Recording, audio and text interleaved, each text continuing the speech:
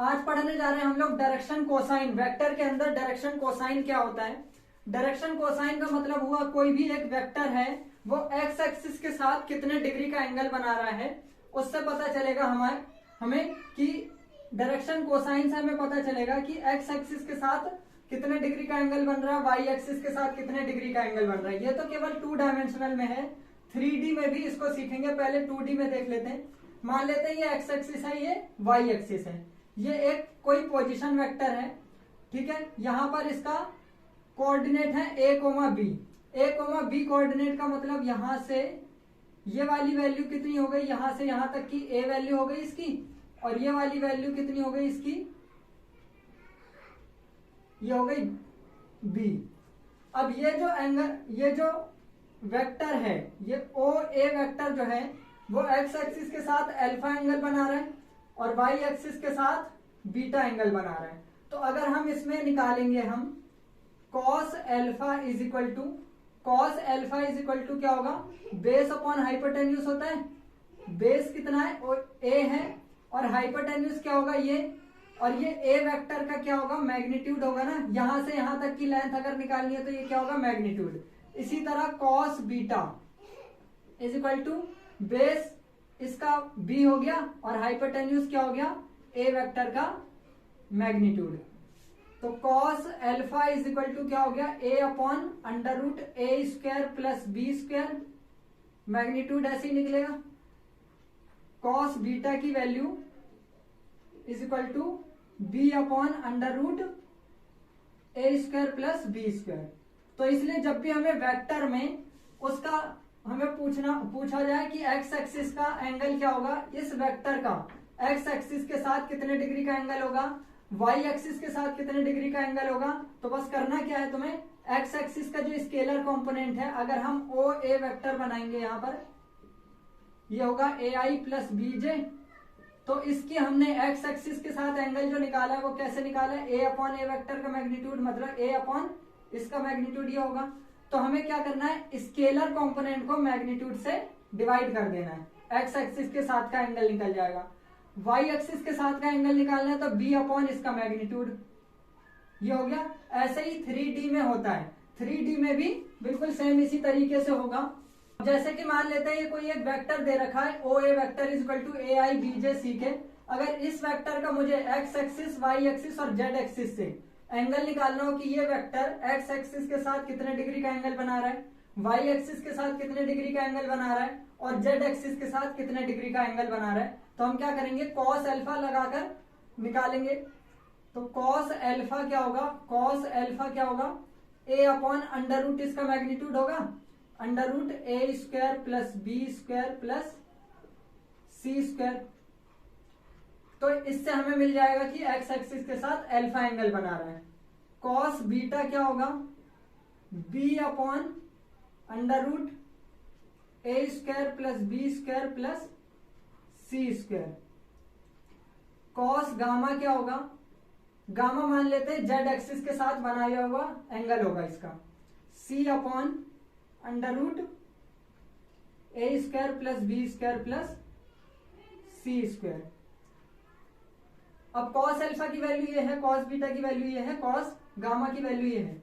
इसका मतलब हमने अगर इसको यूनिट वेक्टर में कन्वर्ट कर दिया, ओ ए वेक्टर का यूनिट वेक्टर में कन्वर्ट कर दिया, सबको मैग्नीट्यूड से डिवाइड कर दिया, A upon under root A square plus B square plus C square I cap plus B upon under root A square plus B square plus C square J cap plus C upon under root A square plus B square plus C square J cap. तो ये unit vector में बदल देंगे तो ये आई जे के के साथ जो एंगल आ रहे हैं वो कॉस अल्फा, कॉस बीटा और कॉस गामा होगा। अल्फा मतलब एक्स एक्सिस के साथ का एंगल, बीटा मतलब वाई एक्सिस के साथ का एंगल, और गामा मतलब जेड एक्सिस के साथ का एंगल। और इसमें ये जो cos alpha, cos beta, cos gamma है, इनको एल बोलते हैं, इसको एम बोलते हैं, इसको एन, इसको एल से डिनोट करा जाता है, इसको एम से, इसको एन से। अब इससे रिलेटेड रिजल्ट देख लो, अगर हम इन तीनों को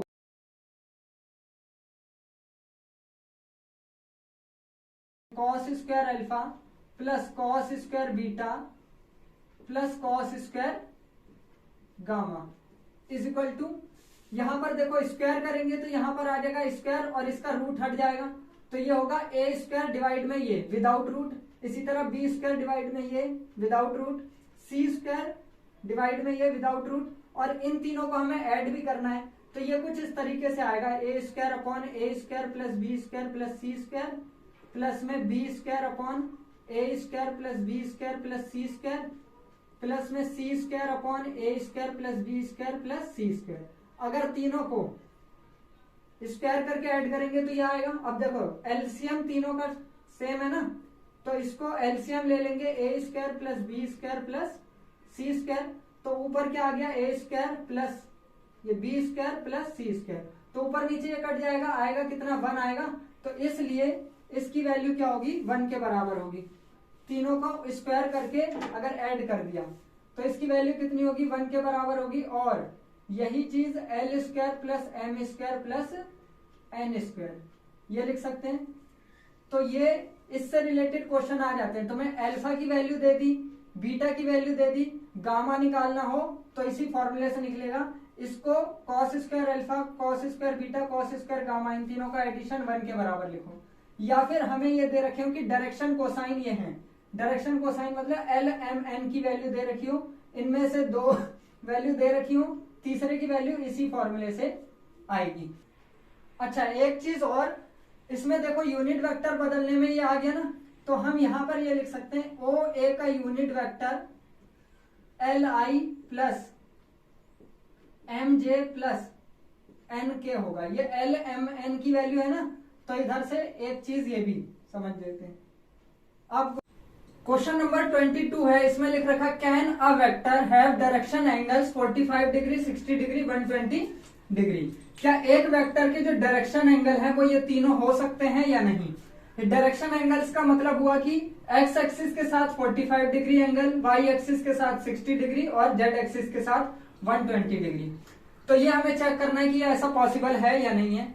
ऐसा पॉसिबल तभी होगा जिसके डायरेक्शन कोसाइन का जो एक फॉर्मूला होता है, अल्फा की वैल्यू मान लेते हैं 45 डिग्री है और बीटा की वैल्यू मान लेते हैं 60 डिग्री है और गामा की वैल्यू 120 डिग्री। और हमें पता है कि cos square alpha plus cos square beta plus cos square gamma, इस पूरे को सॉल्व करके 1 आना चाहिए, इस पूरे को सॉल्व करके 1 आना चाहिए। चेक करके देख लेते हैं। कॉस स्क्वायर अल्फा मतलब cos square 45 plus cos square 60 plus cos square 120, cos 45 होता है 1/√2, तो ये 1/√2 का स्क्वायर हो गया। कॉस 60 होगा 1/2, तो ये आ जाएगा 1/2 का स्क्वायर। कॉस 120 डायरेक्ट तो मिलेगा नहीं, तो 120 को क्या लिख सकते हैं 180 माइनस 60 ऐसे लिख सकते हैं। 180 माइनस 60 कौन से क्वाड्रेंट में आ जाएगा, 180 माइनस 60 सेकेंड क्वाड्रेंट में आ जाएगा। सेकेंड क्वाड्रेंट में कॉस क्या होता है नेगेटिव, तो कॉस स्क्वायर 120 को लिख सकते हैं हम कॉस माइनस 60 का होल स्क्वायर, ठीक है। कॉस माइनस 60 का होल स्क्वायर लिख सकते हैं। और कॉस माइनस थीटा क्या होगा, कॉस माइनस थीटा होता है कॉस थीटा, तो ये आ जाएगा कितना कॉस 60 और स्क्वायर है तो स्क्वायर लग जाएगा, तो ये आ जाएगा कॉस स्क्वायर 60। और कॉस स्क्वायर 60 में कॉस 60 की वैल्यू होती है 1/2, तो डायरेक्ट इसकी वैल्यू लिख दो, कॉस 120 की वैल्यू 1/2 हो गई, इसका स्क्वायर, तो ये आ गया 1/2 प्लस 1/4 प्लस 1/4, तीनों का एलसीएम हो गया 4, 2 प्लस 1 प्लस 1, 2 प्लस 1 प्लस 1, 4/4 हो गया। कटने के बाद कितना आया 1 आ रहा है ना, इन तीनों की वैल्यू स्क्वायर करके ऐड करने पर 1 आती है। अगर ये डायरेक्शन कोसाइन होंगे तो इसका आंसर हो जाएगा यस इट इज पॉसिबल, ये पॉसिबल है, ये इसका आंसर हो गया।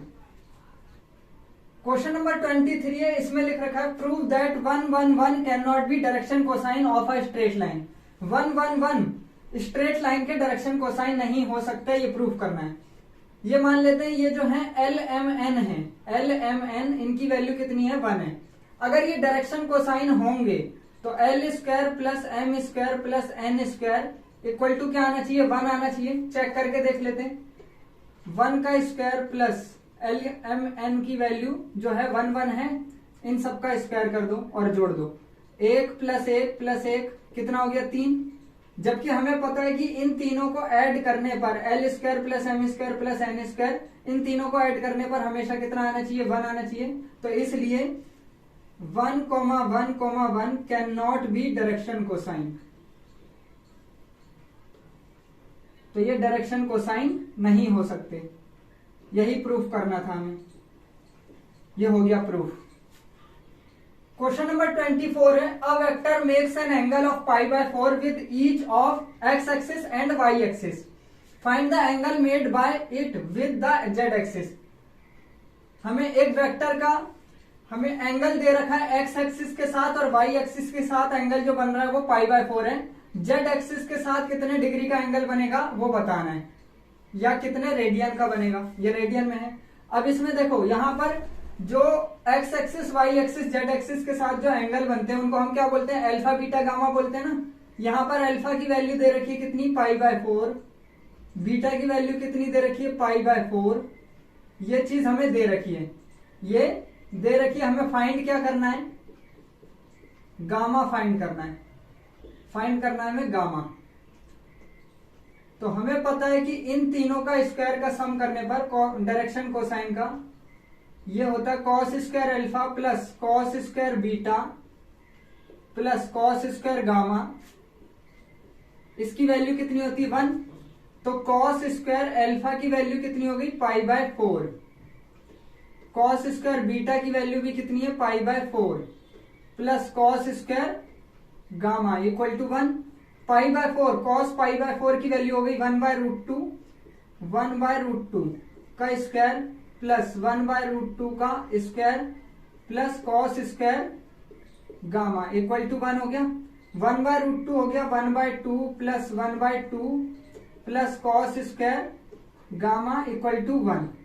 आधा और आधा कितना हो गया 1, और यहां पर 1, यहां पर जाएगा ये माइनस हो जाएगा 0। तो कॉस स्क्वायर गामा की वैल्यू कितनी हो गई 0 हो गई, क्योंकि आधा आधा 1 कट गया इससे 1 से।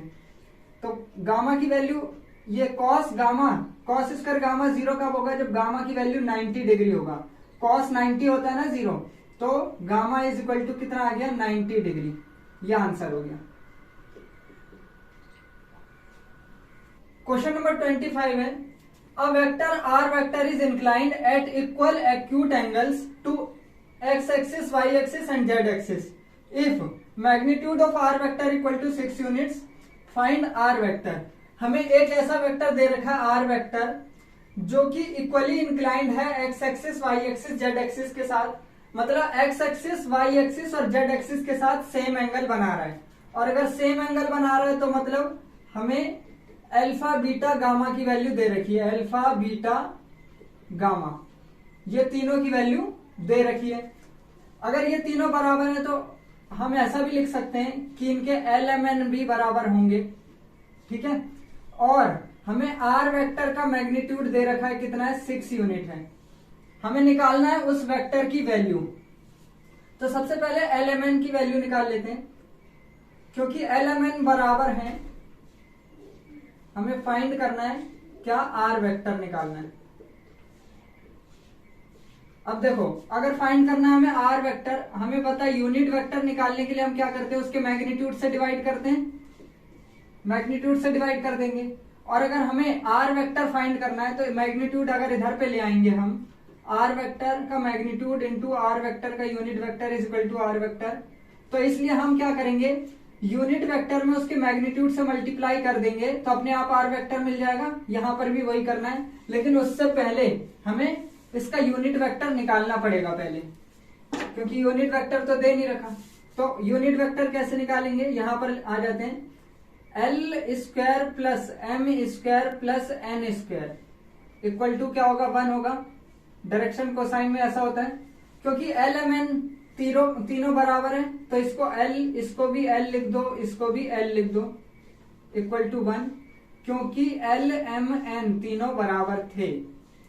ये आ गया 3l square is equal to 1। L square की वैल्यू कितनी हो गई, 1/3, तो एल की वैल्यू कितनी हो गई, 1/√3 आ गई। एल की वैल्यू 1/√3, यही एम की वैल्यू आ जाएगी, यही एन की। तो अब देखो आर का यूनिट वेक्टर क्या होगा, यूनिट वेक्टर ऐसे आता है li plus M J plus N के। ये कितना है, 1/√3 है, 1/√3 i plus 1/√3 j plus 1/√3 k। और अगर हमें आर का आर वेक्टर चाहिए तो हम क्या करेंगे, आर वेक्टर में मैग्नीट्यूड में हम क्या करेंगे, यूनिट वेक्टर को मल्टीप्लाई कर देंगे। मैग्नीट्यूड कितना था, 6 था, यूनिट वेक्टर कितना आया, 1/√3 i plus 1/√3 j plus 1/√3 k।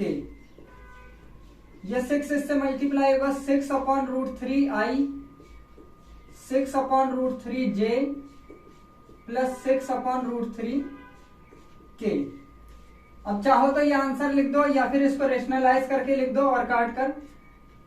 इसको अगर रेशनलाइज करेंगे हम 6/√3 मल्टीप्लाई √3/√3, तो ये कितना हो जाएगा, 3 हो जाएगा। 3 से ये कट जाएगा 2 बार में, 2√3 आ जाएगा।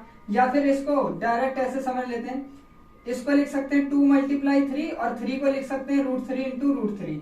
इस √3 से ये नीचे वाला √3 कट जाएगा, तब भी उतना ही आएगा। तो ये आंसर लिख दो, या सिंप्लीफाई करके रेशनलाइज करके 2√3i 2√3j प्लस 2√3k, ये आंसर हो गया।